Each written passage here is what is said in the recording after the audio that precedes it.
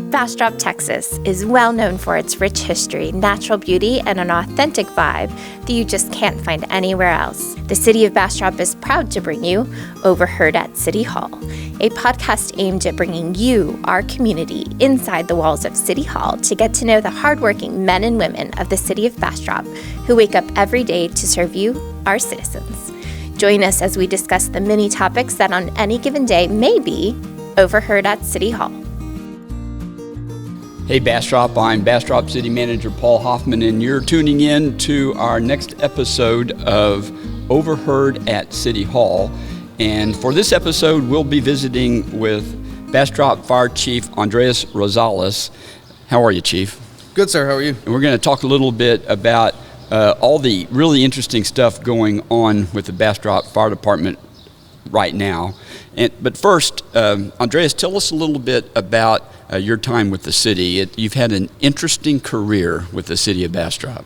Yeah, I've been here almost 14 years, just about. I've been with the police department, was with the IT department, and now with the fire department, which I've been with the fire department since when I started with the PD as a volunteer. So I've kind of worked my way up through the volunteer side of it. Yeah, that's an interesting set of experiences for you coming into being the fire chief, and we've really taken advantage of it. It's really cool to have you around. I know Chief Nagy appreciates working with you and having that perspective, and you've from time to time your history as the IT guy comes in handy too. So having all those different deals.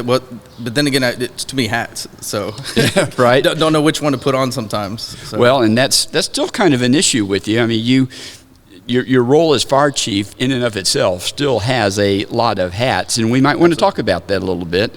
As fire chief, you're also the city's fire marshal. As fire chief, you're also our emergency management coordinator, and the city of Bastrop has had its share of emergencies that you've had to step up as the coordinator and as the incident commander. You want to talk a little bit about that role and what's involved? Yeah, the emergency management role I think is usually takes more time. It's a little more and a lot of preparing, a lot of mitigation, a lot of different aspects to it, and you have to work through those pre-plans. And it has to include multiple organizations and working with all those different, working with the county and the state and the different organizations to accomplish those plans and to have them set and prepared so when things like the ice storm happen, they're already there and they're ready to go, and you don't have to scramble around trying to figure that stuff out. Yeah, the plans are in place, but those plans need to be kept up to date. Right. You use the word mitigation, and that's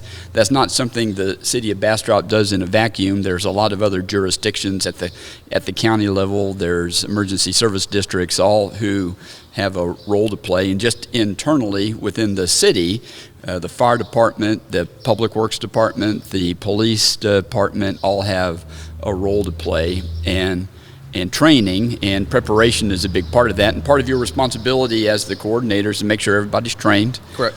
That we have exercises, that we keep those skills sharp, and just let me say, I think you do a really good job of that.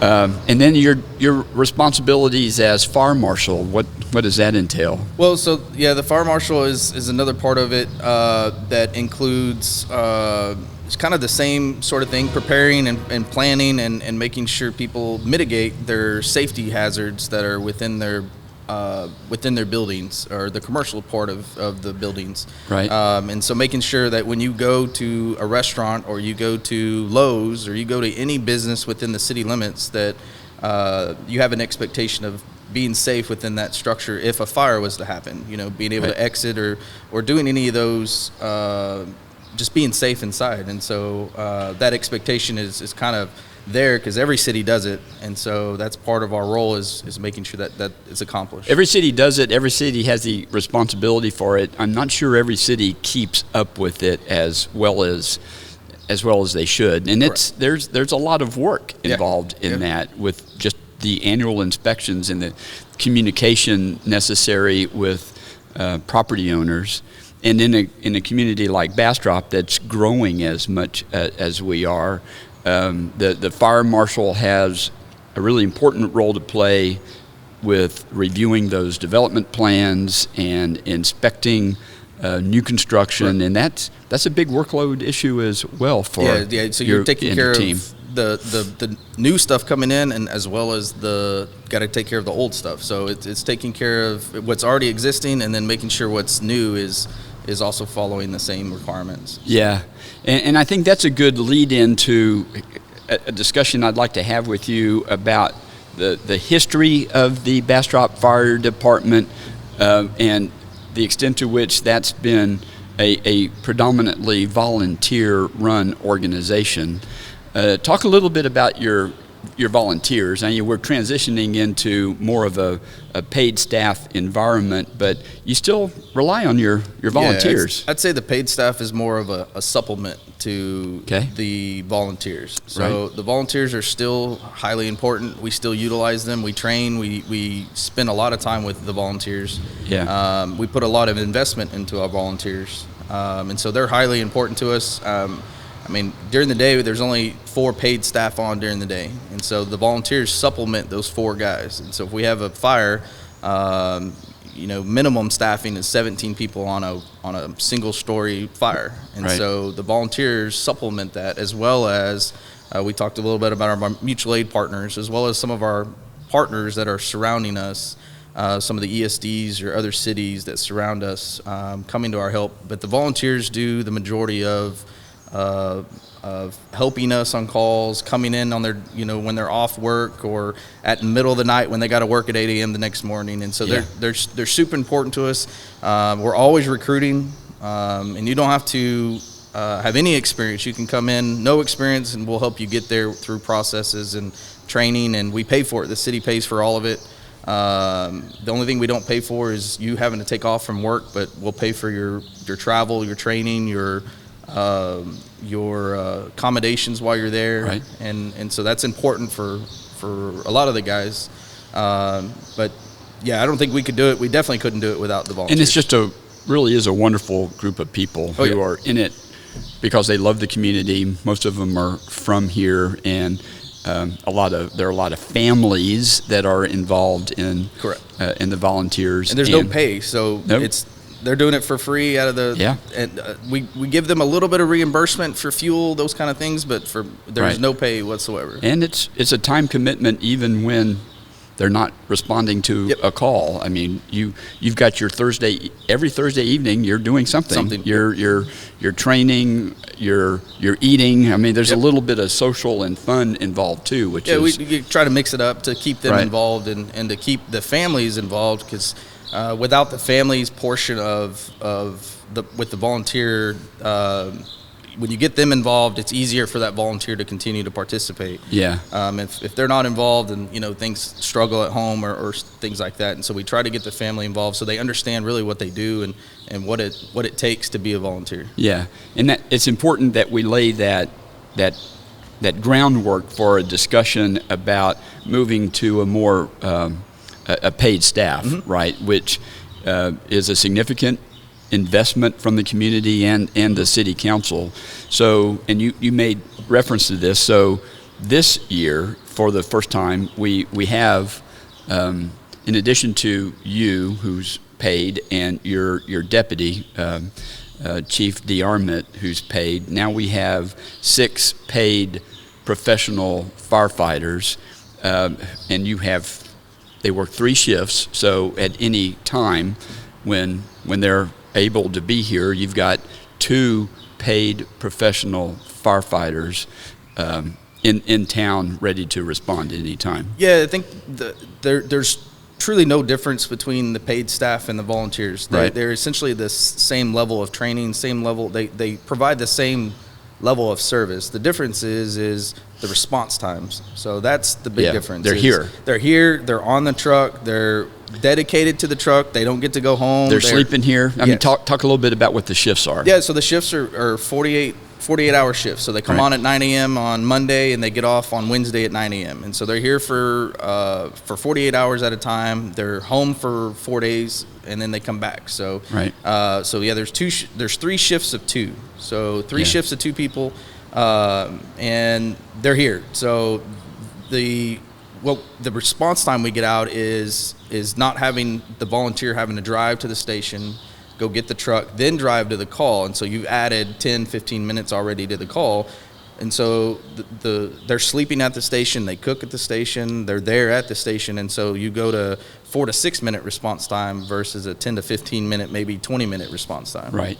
And we've started the conversation with the city council about, as we move forward, bolstering those numbers with a target over some amount of time to have 3 people, 3 paid staff per shift. That allows you to divide up the responsibilities a bit better. Correct. It puts a lot on those 2 guys to handle multiple roles from that truck, and it's just it adds a little more safety component to it. We preach a lot about safety, and so just adds a little more cushion to those guys to allow them to focus on their specific role within that truck, and then also meeting the standard. We have a standard we're supposed to meet, and just trying to stretch out that to meet that standard at some point. Yeah, the National Fire Protection standards, right? And so, an important element of all this for the city manager, and talk about a little bit of this, is how you and your assistant chief, Chief DeArmond, spend your time. I mean, you guys have day jobs. I mean, you certainly don't just work 40 hours a week. In fact, both of you put in a lot more than that. And a big part of what you guys do during the day, by necessity, is respond to calls. Correct.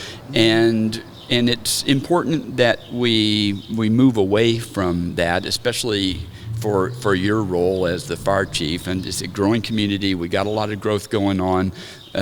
There's a lot to manage on a day-to-day basis, and it would be more efficient if Chief Rosales wasn't always running down the hall at City Hall responding to a call. Yeah, absolutely. And we talk about the 2 in, 2 out rule on the guys, and so right now we have important. 2 on the truck, and so me and Eric are the other 2, and so it's important that we kind of move away so I can focus more on the I guess the paperwork side of things, but the more administrative side of and more focused on the emergency management and that role. Really and important. Those other roles that are just equally as important as running calls, but and allow the guys to focus. Managing the shifts. Yep. Making sure we're up on training requirements, and of course, as you said, the emergency management stuff. I think I want to talk next about the nature of the calls we have here. I mean, you're the fire department, and of course, you respond to structural fires. Right. And we have those. It's not like they never happen here in Bastrop, but predominantly the calls you're responding to are what? So we're known, everybody knows us for structure fires. Those are the cool big things on the deal, but that's probably I think we say less than 5% of what we actually do during the day. The majority of what we do is the car accidents. Sure. Everything from, the crash in front of Buc-ee's to 71, and we know 71's a nightmare, but as TxDOT builds and moves and we transition from those, we're hoping that kind of goes down as they move things around and change the way the layout is. But majority of what we do is car wrecks, and then I would say the second thing we do is wildland or grass fires or wildland fires. Right. Yeah, I want to dwell on the Highway 71 stuff a bit, and we've worked, I think, as well as we know how to work with TxDOT and the TxDOT contractor about what's going on during construction. And I'll say, I think TxDOT has been really responsive. Absolutely. When we've pointed out issues that we have from a response standpoint with how they've got the detours structured. But yeah, it's pretty frequent that we get a call about an accident on 71, and that is a big part of the workload. Correct. And we try to work through that with TxDOT as best we can from a design standpoint. And we know that over the next few months there'll be they'll be changing things up again, where they'll be moving traffic from the main lanes to the frontage roads that are under construction now, and that'll change that dynamic again. And there's a lot of potential for confusion for drivers, which we try to help TxDOT stay on top of all that. But we can all look forward to, hey, when this thing is done, the capacity for 71 will be greatly improved, and the design will be safer, and these short distances between the ramp and where you're trying to go will be changed and the sight distances will be improved. And so the propensity for rear end collisions ought to go down. It'll change a lot over there. And not only that, just, right now we have, when a crash happens on 71, we have nowhere to put vehicles. Right. So it goes down to one lane, or there's no detours. Right. And there's only two ways across the river, and that's through town or 71. And so when that happens, it really changes the whole town on the west side. From just leaving Walmart to leaving HEB, it changes that entire deal. And so as they open this up and they get to the point where it's finished, we'll have more options. We'll have access roads we can push people to, and lots of different variables. And it is, the current condition is pretty frustrating for drivers. Just yesterday I got a call at City Hall. There was I don't think there were any significant injuries from it, but there was a multi-car wreck at 95 and 71 where there are frequent accidents, and I got a call from a commuter, a person not from Bastrop, but saying, what can the city do to relieve some of the congestion when this happens? And well, I don't know. In the moment, we are limited in our resources, and we're focused on making that scene safe. Which is something you train about too, and this is not uncommon for cities like ours with the freeway going through it. Traffic control during one of those events is a dicey business. And we had Chief DeArmond was pretty significantly injured in just one of those accidents just a few months ago. Could have been a lot worse. So you mentioned wildland fires, and we're coming on the 10th year anniversary of the complex fire. Talk about what you do to prepare, and how you guys train, and how you coordinate with the other fire jurisdictions in the area towards being prepared for something like that. So we do lots of training. Usually, like right now in the wet season, when it's been raining, we do a lot of training around our brush trucks, which we use during wildland fire or wildland season. We do a lot of training with other organizations, the Bastrop ESD number 2, which is a grid partner, which is one of our auto aid partners. They're terrific. And then we have some other mutual aid partners, like the Texas Forestry Service, the Smithville and HOP, and different organizations, and so we'll train with them. But we do anything from shelter deployment, because we wear the same shelters like in California, where you see them wearing the packs with like we call them the popcorn poppers, where they're the silver tops. So you get inside those. We do training with those. We do line training. We do just different kinds of training. The other thing we try to do is, and ESD is currently working on this now, and we're getting more into this as the Forestry Service becomes more available and is able to do it. But we call it WUI, or the Wildland Urban Interface. And so we have a lot of that. Tahitian is a prime example of wildland urban interface. It's where you have residents within a urban area that's in a wildland setting. So.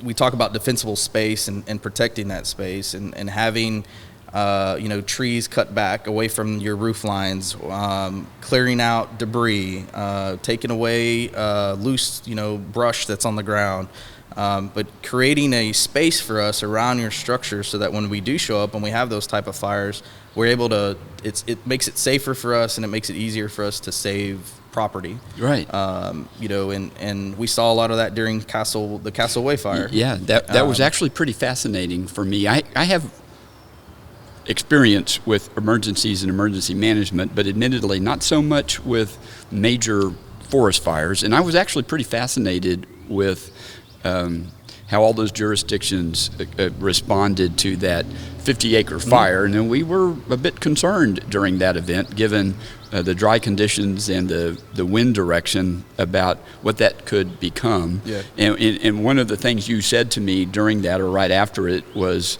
that old phrase, "You fighting fire with fire." Correct. Right? And a little while ago, you mentioned the line training. Just describe what you mean by that and what actually happens. Yeah, so there's a couple things we can do.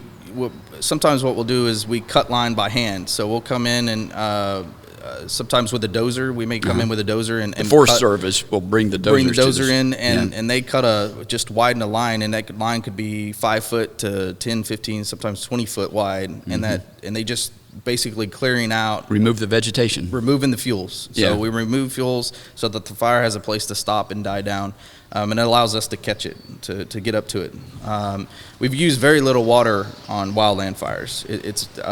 We usually use fire itself, or we may use those lines to try to stop it, and then all we're doing is slowing it. Yeah. And so we do some what we call burnouts. Sometimes we may get with the Forestry Service and they burn out pockets, so that when it does get, you build up a large area of no fuel, so that when it gets to that area, it stops, and then we're able to catch up to it. Seems like we've learned a lot since 11. We learned a lot since 11, and we've had multiple fires since then, small fires, luckily, but we've learned a lot since then. And the other thing we learned was to overwhelm it with resources.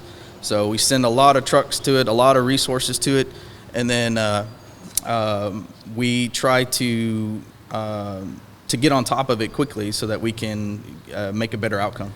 One of the things I want to make sure we talk about, we talked about the community's investment in the department by the way of adding paid staff, but the community's also invested in a big way in equipment. Correct. We now are the proud owners of the only ladder truck in the county, and we've replaced an engine recently. Talk about, connect that to the ISO rating, the Insurance Service Organization rating, and what that means to a property taxpayer in Bastrop. Yeah, so the Verisk, which is who does those ratings for the insurance, they come in and they do an evaluation of the city, and they look at like 5 categories basically. It's the emergency communications part of things, our fire department, how we're set up, how we have the trucks, what type of manpower, and those things within the fire department. So they evaluate us. Right. They look at the water supply, so the water department, right. Our hydrants, our standpipes, our tanks that we have, how much water supply, how much do we pump. They look at the risk reduction. What kind of programs do we have to reduce risk, such as the fire marshal's office. We look at the planning department, the WUIs, the stuff, all the different programs that we have. They look at that and how do we participate in reducing that risk. And then the last thing is what type of training and technology do we have to help us.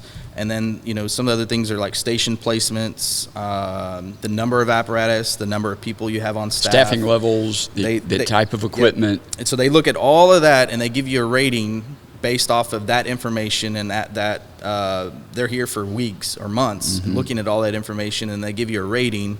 And then that rating determines your insurance risk that company is willing to risk on providing you insurance within the city. Yeah. And so they give you a rating. Property owner. Yeah.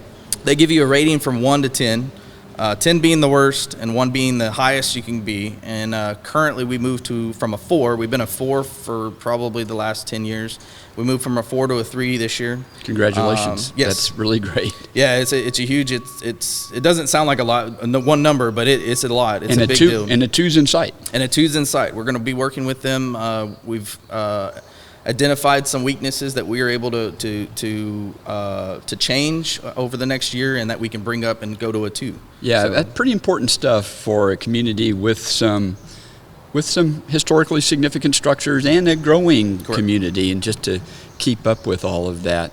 Yeah. So I'd say if you are in the process of renewing your insurance, make sure you reach out to them and say, hey, I know the city changed their insurance rating or their ISO rating. Yeah. And let them know, and they should reduce your... We need to do some some messaging on We do. that. Yeah. Yep. Now that it's final and that 3's been established, yeah, we do. Yes. It's a savings. It's I don't know how significant the savings is, but I know there is a saving there, and they should bring your risk or your Good stuff. Yeah, your insurance down. Yeah. Well, Chief, thank you for all of that. You are a real pleasure to work with, and a terrific member of the team. Appreciate the balanced perspective that you bring to the role. You're also a great family guy, and you work really, really hard, and do it all for the right reasons. So, hey, thank you for spending time with us Yes, this thank you for morning. inviting me, and this has been fun. Yeah, it has been. Thank you.